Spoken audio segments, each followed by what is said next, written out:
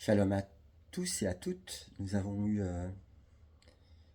tout à l'heure un superbe partage sur l'Ecclésia et avec bien sûr des rebondissements qui se font à travers les témoignages de chacun. Et je vais en faire un petit résumé, ce sera en trois parties. J'ai appelé ce partage de l'extérieur à l'intérieur. Alors, de l'ennemi extérieur à la victoire intérieure.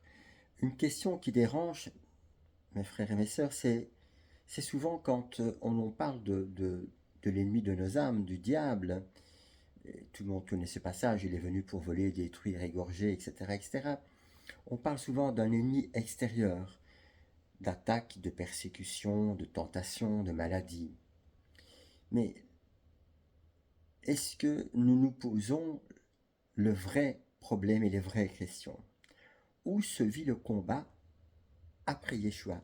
Rappelez-vous, la première alliance est là. Et la parole de Dieu nous dit qu'elle n'est que l'ombre des choses à venir.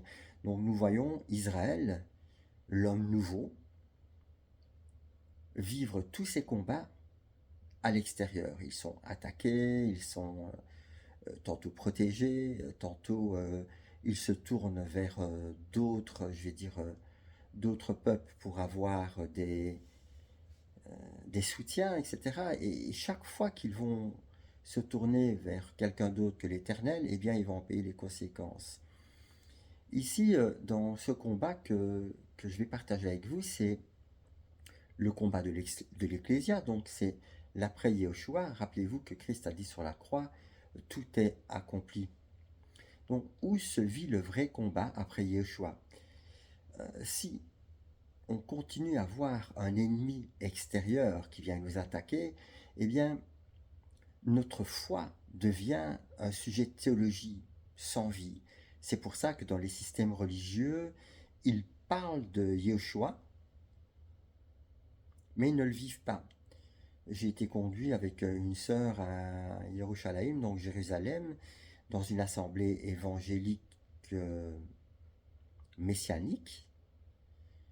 Et le monsieur qui a partagé, le pasteur de l'assemblée, qui a partagé en fait le message, le partage, qui sautait dans tous les sens d'ailleurs, parlait toujours du malin et du diable à l'extérieur. Il cite des exemples, il cite si vous fumez une cigarette par jour en soi c'est pas grave, peut-être que vous risquez même de ne pas mourir de cette cigarette, mais le problème c'est la dépendance. Effectivement, il peut y avoir une dépendance même si on fume une cigarette par jour, mais le vrai problème n'est pas la dépendance. Le vrai problème c'est pourquoi j'ai envie de fumer cette cigarette. Quels sont les liens qui m'attachent à cette cigarette? Donc dans ce va vers toi, on passe simplement de la théologie qui est à l'extérieur, qui ne nécessite aucune foi en fait, hein, et c'est une foi sans vie, donc on évite le champ de bataille qui est en fait l'être humain. L'homme n'est pas un bloc unique, je le partage et je le redis chaque fois, il est esprit, âme et corps. On retrouve ce principe de la trinité, dans Elohim, qui est trois, Père, Fils et Saint-Esprit. C'est la même chose pour nous, hein? 1 Thessaloniciens 5, 23, tout l'être, esprit, âme et corps. Donc l'ennemi n'agit jamais au hasard. S'il ne peut plus posséder l'esprit régénéré, puisque quand nous naissons de nouveau, nous recevons le roi Kodesh dans notre esprit, dans notre mental, et qui ramène toutes nos pensées obéissantes à la parole, nous recevons aussi dans notre âme, où il va faire un travail, la circoncision du cœur, qui est le saint des saints, l'âme, et aussi un travail dans le corps, puisque petit à petit, le roi Kodesh va nous amener à reprendre possession de notre corps.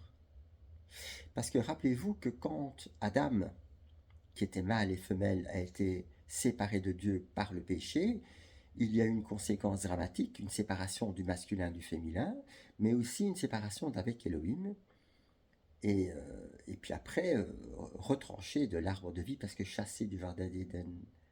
Donc, nous voyons que cette conséquence a fait que Adam a perdu la couverture spirituelle qu'il avait,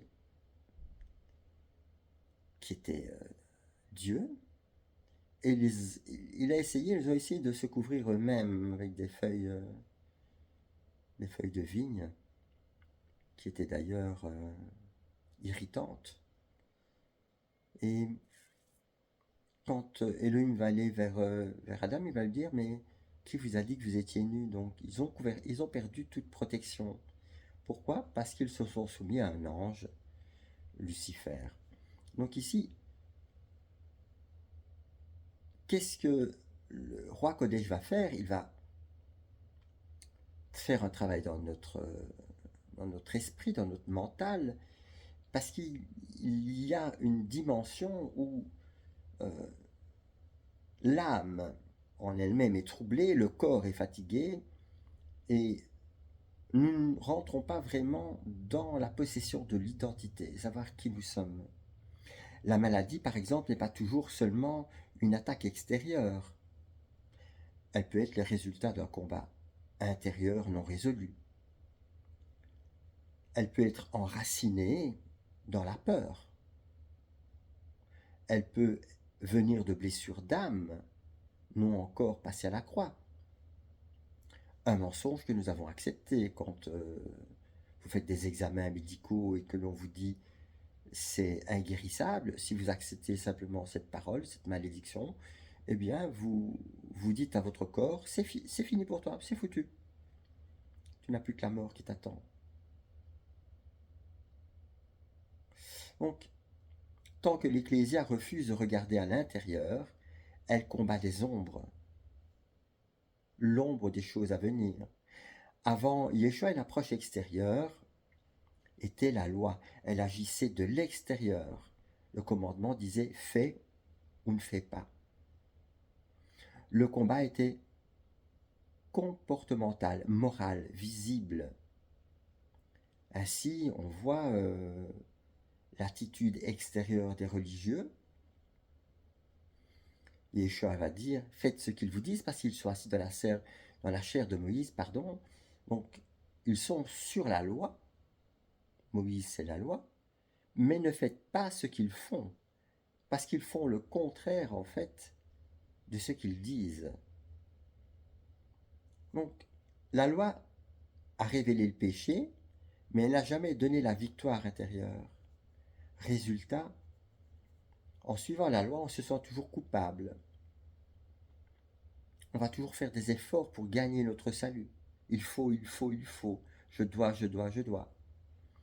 Rempli de frustration. Vous savez, si vous dites à votre enfant, plus tard, tu pourras faire ceci, plus tard, tu pourras faire cela. J'ai le cas d'une dame que je connais, qui est la seconde de la fratrie. Enfin, elles sont deux, hein. Elle est la seconde. On lui disait, quand tu seras grand, tu pourras faire ceci, quand tu seras grand, tu pourras faire cela. Et quand elle a été grande, le temps n'était plus venu, parce que c'était trop tard. Donc, dans les partages que nous avons eus, elle a eu cette frustration de ne jamais avoir pu faire ce que sa sœur, elle, pouvait faire.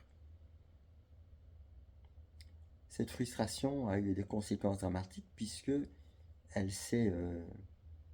a été canalisée sur le corps.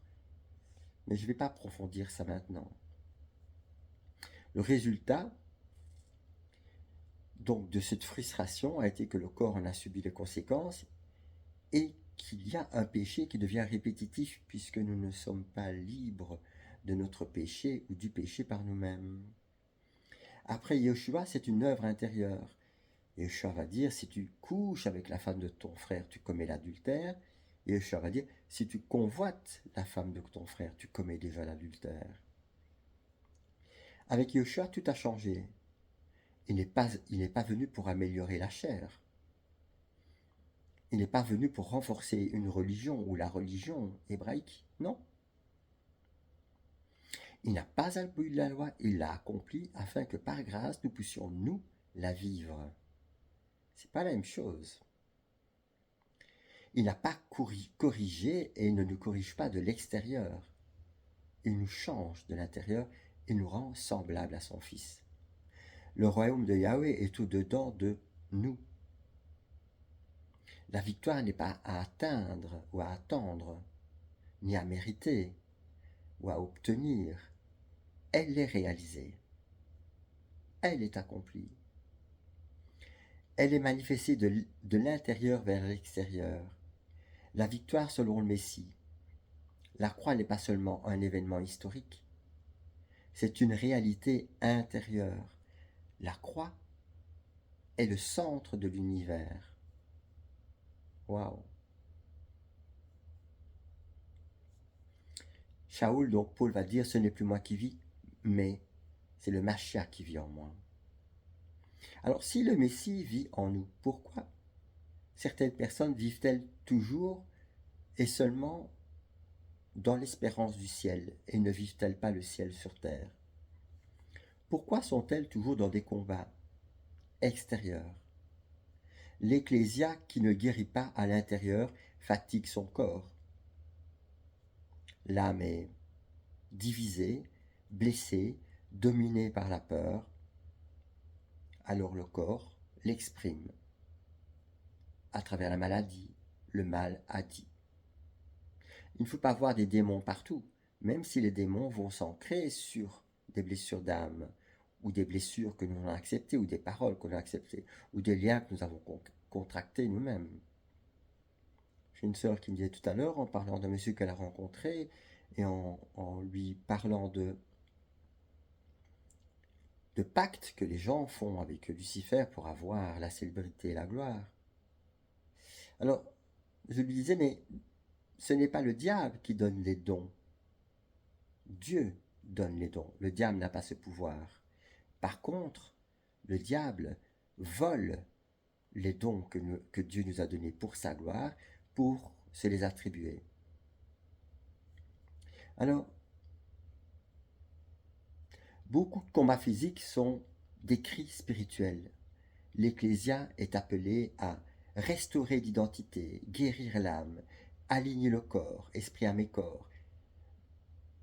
Pas par des slogans, pas par des proclamations, par une révélation intérieure de qui est Yoshua. Alors, une conclusion prophétique pour l'Ecclésia. Le diable n'est pas dehors. Bien sûr, il est aussi, il peut se manifester puisque c'est un être spirituel, c'est un chérubin protecteur déchu, un archange. La victoire n'est pas future, elle est accomplie. La vraie question à vous poser, mais qui est l'ennemi? Qui règne chez vous à l'intérieur? Quand Yeshua règne, la paix s'installe, l'autorité se manifeste. Que vous soyez conscient ou que vous soyez dans le sommeil, je vais dire en train de dormir, l'âme, elle, continue. L'autorité donc se manifeste par la guérison et la foi est vivante. Shalom à tous et à toutes.